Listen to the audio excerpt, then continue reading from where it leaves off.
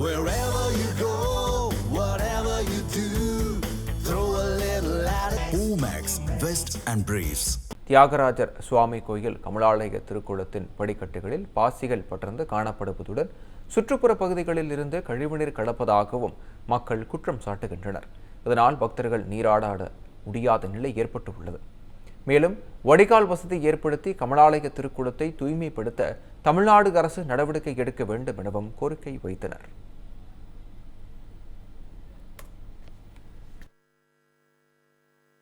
திருவாரூர் தியாகராஜ கோயில் என்பது புராண காலத்திலிருந்தே எப்பொழுது உருவானது என்பது யாருக்கும் தெரியாத புனிதமான கோயில்.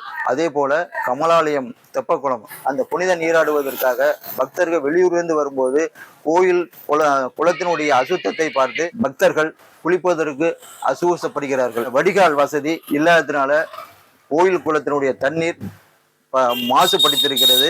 2001 இந்த குளம் தூர்வாரப்பட்டது. அதற்கு கிட்டத்தட்ட 25 ஆண்டுகள் கழித்து இன்னும் இந்த தூர்வாரு பணி நடைபெறவில்லை. வடிகால் வசதி செய்து கொடுத்தால் பக்தர்களுக்கு வசதியாக இருக்கும்.